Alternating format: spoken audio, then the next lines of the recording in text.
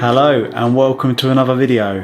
My name is Ollie. Today I'm going to talk you through my 5 kilometre time trial. It hurt a lot, and I mean a lot. The course I ran on is a 1.4k loop. That's around 3.5 laps to get 5k. My plan and goals were to firstly go sub 20 for the 5k and secondly go sub 4 for every individual kilometre. To start, I did a 2 kilometre warm up and did some dynamic stretches. Yeah, I always get a little bit nervous before something like this. It is hard. So for kilometre 1, I went out hard, definitely too hard, but I did feel strong. My legs felt really strong. I didn't feel tight or fatigued. I had a complete day's rest the day before with lots of carbs, so my muscles would have been full of glycogen. That morning I had a light breakfast and plenty of fluid, so I felt my prep for 24 hours before was perfect, including a really good night's sleep. Towards the end of the first kilometre, I looked at the clock and it said 3:36. I knew it was a bold start, but I still felt good. At this stage, I was hopeful I wouldn't pay price for a fast start at the end. I do think pacing is important, especially the longer the race. The longer the race, the more important it becomes.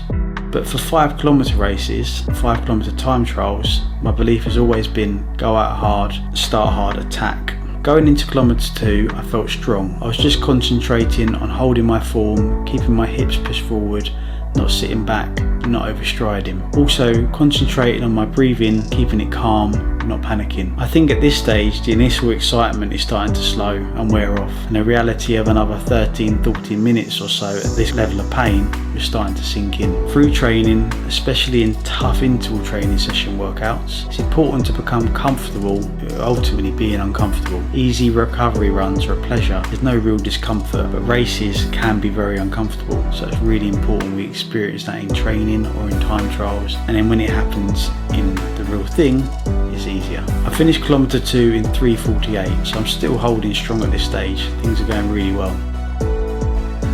Kilometre 3. This is always the hardest one. It's really important to hold strong at this point. You're not quite halfway, there's still a long way to go, but you're far enough in to be experiencing some real discomfort. So it's a really tough stage. The shoes I'm wearing are Nike Pegasus 39. I've always been a lifelong fan of Asics, but it has to be said I really like them. They feel really strong, really supportive and very stable. And there's a really nice amount of energy return. My old Asics feel really firm in comparison. I knew at this stage that if I hit K3 under 12 minutes, I was on course for sub 20. I hit it in 11:21 and finished the K in 3:54.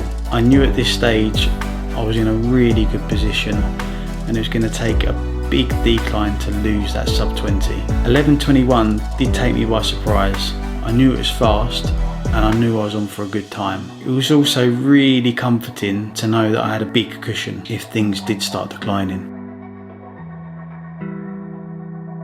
Kilometre 4, sadly this is where things did start to split. I started paying for that hard start. The discomfort really started setting in fact the pain started setting in, and the time shows kilometre 4 was 4:01. Though only slightly off sub 4, things were really starting to hurt at this stage. Throughout the kilometre I just tried to push through, focusing on form. I think when the going gets tough, it's really important to know you've got a good base of training. Most of my training included steady running, focusing on accumulating mileage, building the aerobic engine.